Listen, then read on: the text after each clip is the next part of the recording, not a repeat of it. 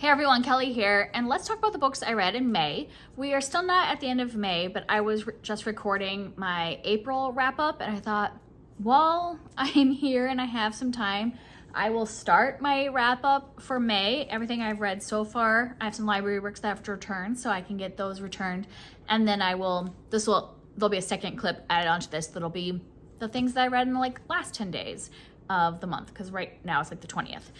Okay, so this has not been the greatest reading month, I will tell you that. I have a few books that I didn't rate, so they weren't bad, but I just didn't feel called to rate them. I had a 3-star that was probably bordering on a 2, and then I had a very solid 4, almost 5-star. So one really good book, but the rest were a little on the edge. So yeah, this might go fast. Hopefully when I add the other clip in, maybe there'll be some really 5-stars or great ones at the end of the month. We'll see. So first, the ones I didn't rate. I read The Sign of the Beaver by Elizabeth George Spear. This is the same author that did The Witch of Blackbird Pond, which was one of my favorite books growing up, and I had reread it a few years ago. Still holds up, still loved it. And this was one I read with my daughter as part of her Battle of the Books that she's doing for school.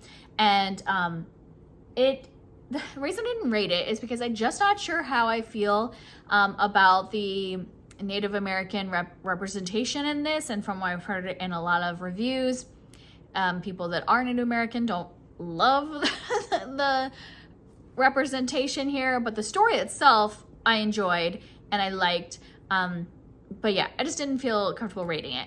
And this is about a boy named Matt during I think it's in the 1700s in Maine, and his family has just settled up in Maine from, I think they came from Boston or something like that, and he and his dad built a log cabin, and kind of started their settlement and all this stuff. And then the dad was going to go back to the town to get his mom, who was pregnant, and his sister. And so he's going to be left alone for the entire summer to fend for himself and to, plant the corn and the pumpkins and all that stuff and keep everything going and protect the homestead while he gets the rest of the family. And so while he's there, he's alone. He's 12 or something like that. He has a moment, I'm trying to think of, that says he has a moment where something happens and his kind of life is at risk.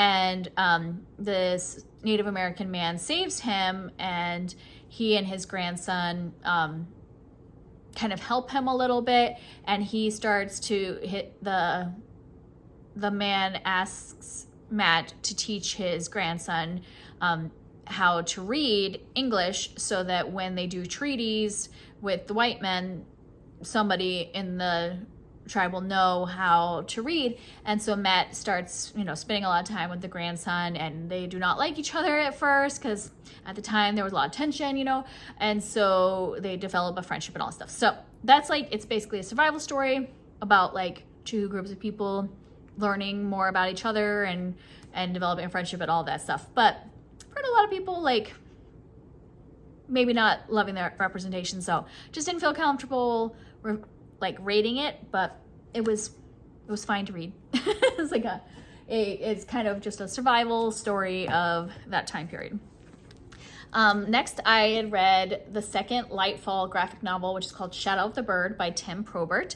I had just talked in my April wrap-up about the first book in this series, and I just don't know what I want to rate this until I kind of finish the series, because I'm enjoying it. I'm just not feeling they're not 5-star each book, but I don't want to give them 3 stars either. I think they're probably around a 4, but I just kind of want to see where the story goes. There's just such a small snippet. I just thought that maybe I should show you the art real quick, but don't necessarily read anything. But this is kind of what the artwork looks like. In the first book, it was called The Girl and the Geldarian. That's the Geldarian.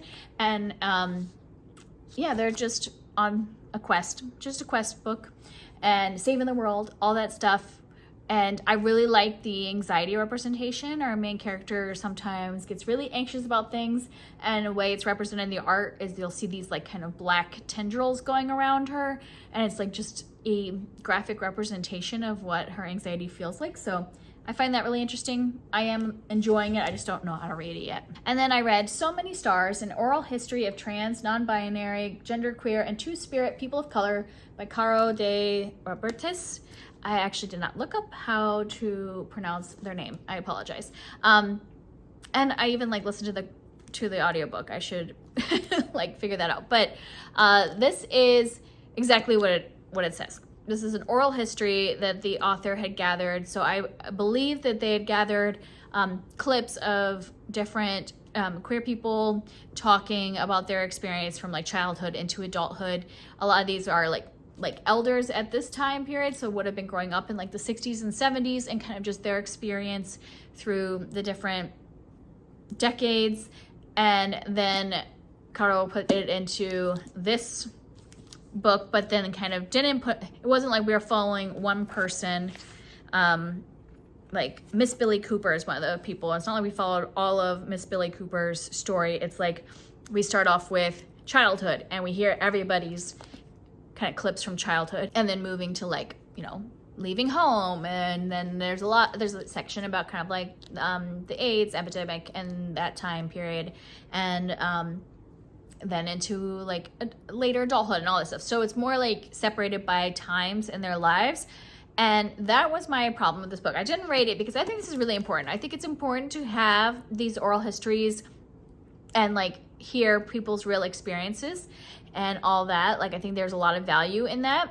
Just the way that the author put it together was really confusing, because it would be such small snippets. Like, I can show you like this on this one page. We have this page is all one person, but then this little paragraph is one person, this little paragraph is one person, and then the next person. So it's like a lot of jumping around. So we might only have like one paragraph from one person, then move on, and then might have a big chunk from another person. And it was hard, like, even though I don't even know how many people were in this, probably around a dozen. It was hard. I knew I was recognizing names. Like, I know I recognize Miss Billy Cooper, but I didn't necessarily see their entire arc because I couldn't remember from time to time because it was so much interspersed. So I think I would have preferred to have heard maybe like each person's full history. And I think then maybe the author didn't do that because it might have felt more repetitive, or to maybe show the ties of like people having similar experiences in their childhood or whatever. But then almost that made it worse for me, because then it's like very repetitive, because we're hearing about everyone's childhood experience, and then we're hearing about everyone's experience with this part about like maybe coming out or whatever, or realizing their sexuality or gender or whatever. So to me, I just didn't like the format, but I appreciate and think it's important that we have the oral history. So I didn't rate it because I didn't want to rate it low, because I think this is a valuable piece of nonfiction to have around and have people's stories, and I appreciate being able to read it. I just would have probably preferred it formatted a little differently. And I listened to the audiobook of this, and the author narrates it, which is fine, except for because it's so many different people, I would have preferred for it to have been a full cast, and if it wasn't the real people, to have had each person represented by a different narrator. So that might have been helping me tie their stories, because then sometimes I would not notice that we switched people's stories, and then it would get a little confusing, you know, because it's like the same voice doing everybody's stories. So that was just like format issue, and in the comments, a lot of people seem to have issues with the format, but not necessarily the content. Like, I think the content's good. All right, now my 3-star that's bordering on a 2-star book is The Ending Writes Itself by Evelyn Clark. I think a lot of people are getting really disappointed in this from what I've seen in other reviews, and the rating of this, I think it's like a 3.5 or 3.4 on Goodreads. So people are not loving this book, and I see why. It's just kind of average or maybe slightly below average mystery. This is a mystery about these authors. So it's like, so basically this big time mystery writer, he does a lot of mystery series. He is on his like last book when he dies, and the publisher and agent and all that stuff are like, well, this is like what's keeping our publishing house afloat. We need to like finish this story. So without telling people, the public, that he has died, they bring together 6 writers and be like, you have an opportunity to finish his series the book is like 70% written. You just have to write the ending. And whoever writes the ending, like ghost writes the ending of this book, will get like a publishing deal. So that's the like deserted island type of thing. So we got 6 authors on this island that has an NDA because they're not supposed to tell anybody that they are, you know, finishing this man's novel. They are all competing. And then, you know, things start happening. And so it you know, they're looking for the killer ending is like how the like blurb ends. And this was just not that interesting, truthfully. Like the characters were not that interesting. The way the plot went was very predictable. I feel like I could like kind of see everything coming. So it just wasn't very well written, I didn't think. It just wasn't very interesting.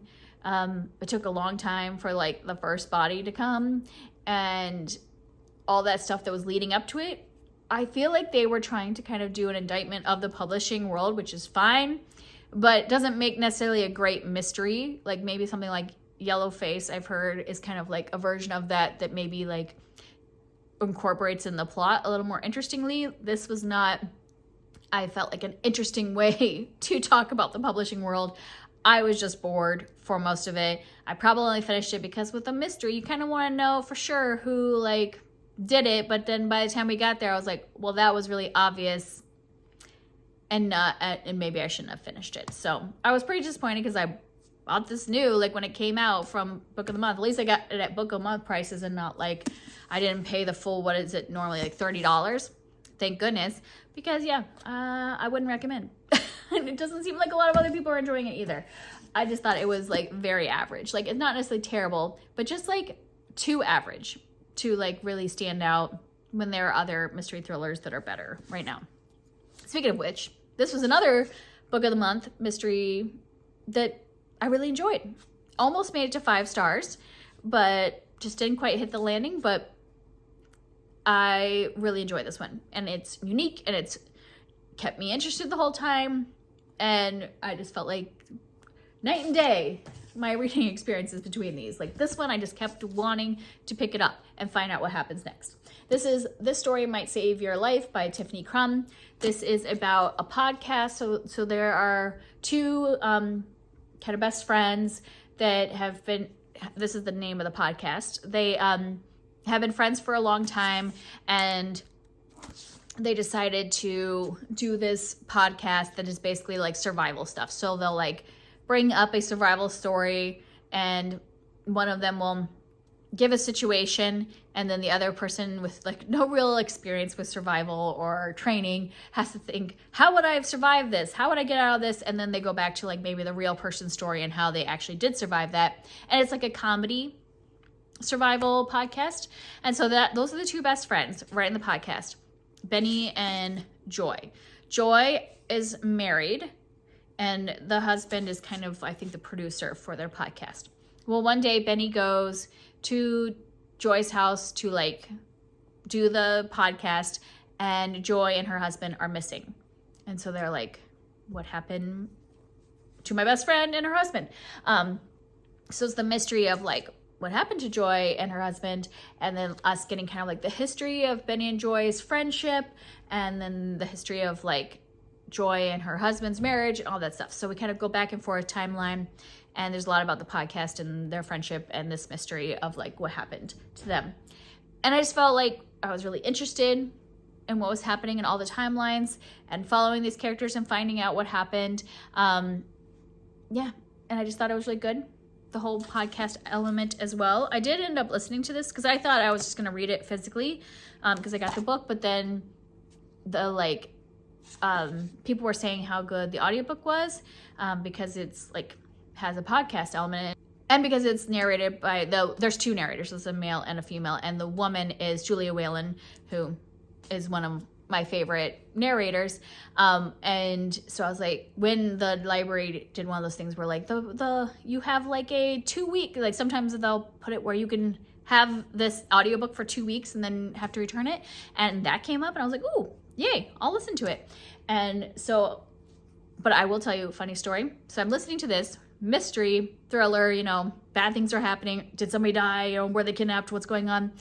narrated by Julia Whelan. At the same time that I was listening to this, my daughter has started to listen to some audiobooks on her iPad of some of her favorite books, and one of her favorite book series is The Princess in Black. If anybody's heard of that, Princess in Black by Shannon Hale.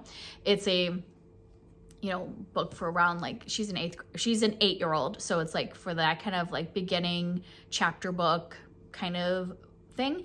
And we found all of them on audiobook on her iPad, and so she likes to like flip through the pages so it's like somebody's reading to her while she's looking at the pictures, and that is narrated by Julia Whelan.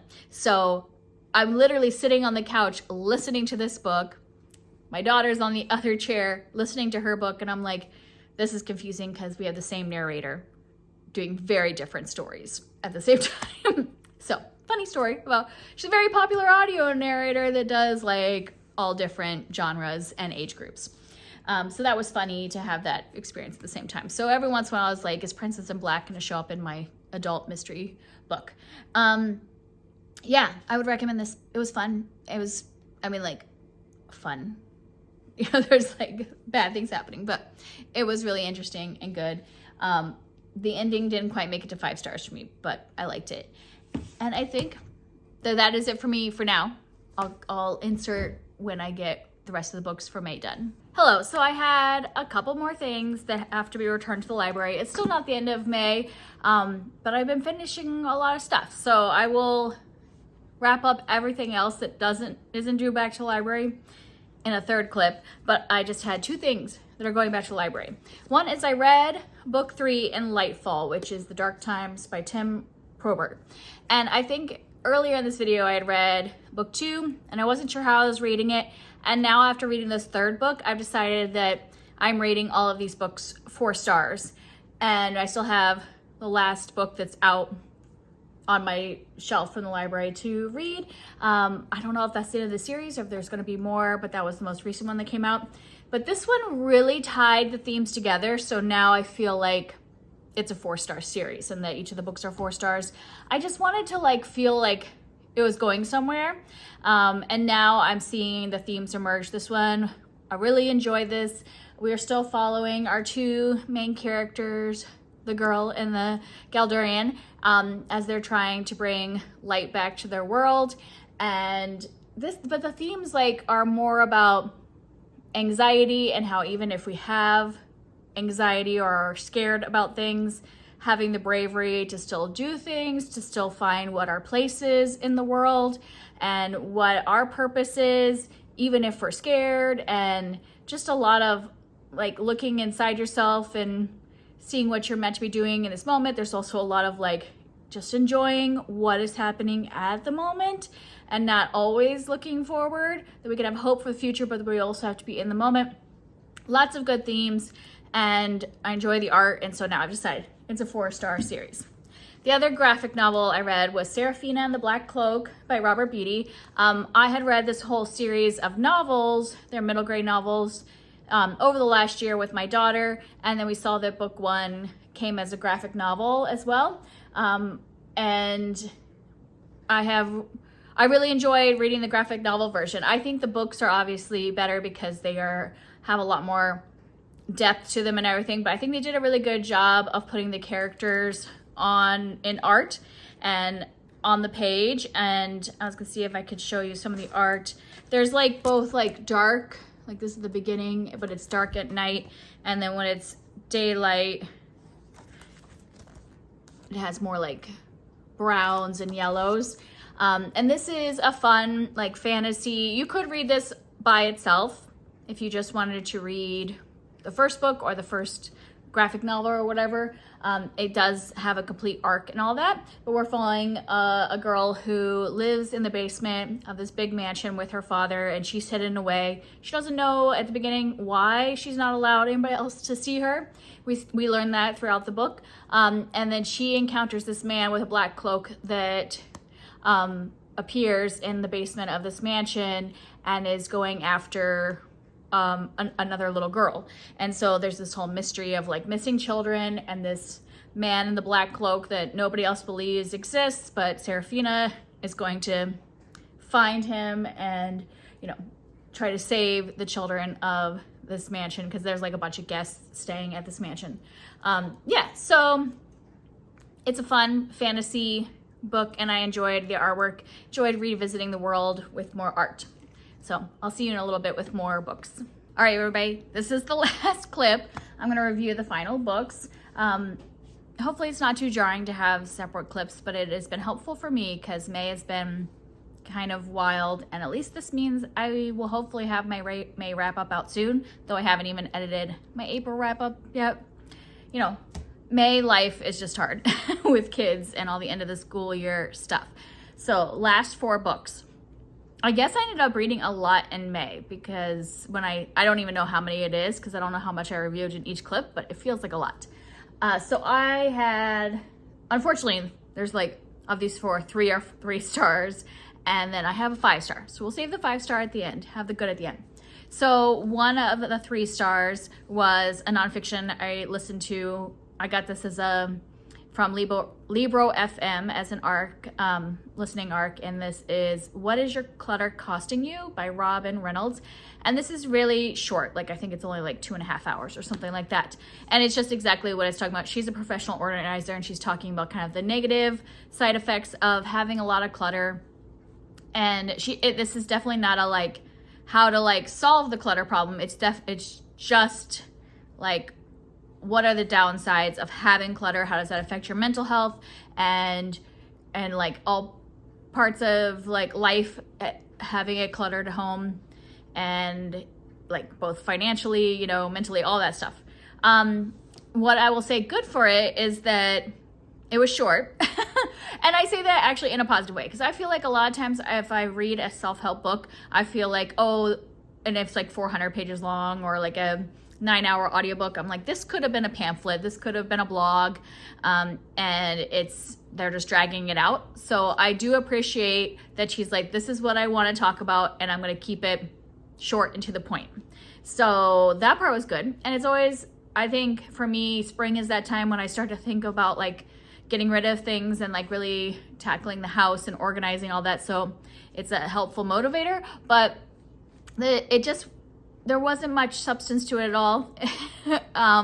And one of the things that bugged me was that she kept putting in quotes, but so many of them were just like basically like colloquialisms, you know what I'm saying? Like just something like less is more. And she would put like that as a quote and say unknown. And like half of the quotes were like something simple like that from unknown. And I'm like, I don't think you need to quote them and put unknown. Those are just things we say. To me, I'm like, I wouldn't feel like I need to quote the phrase less is more. And there were lots of them. I can't remember all of them, but most of them were just like things we just say in our everyday lives. And then there were quotes that actually like from people, and I definitely am like, yes, definitely. If you're gonna put quotes in that are from actual people that we know of, you know, put the people in. But I was like, I don't think you need all these random quotes that are just things we say when we're talking about organizing. So that was annoying to constantly have them, and I would just like, just say it. Say it as part of your thing, because it wasn't even like it was part of the like paragraph. It was like, you know, a title heading or whatever, and there's this like quote, and I'm like, this is not an impactful quote. This is just something that you would tell a client. So not my favorite, but it is a little motivating, and it's short. Next, I read The Inheritance of Orquídea Divina by Zoraida Cordova. And this one, okay, this is a case of, I think this is a good book. I could tell that the writing is good. I just don't think it was for me. I think magical realism doesn't always work for me, but it had beautiful writing. I just was having trouble connecting to the plot and the dual timeline and all that.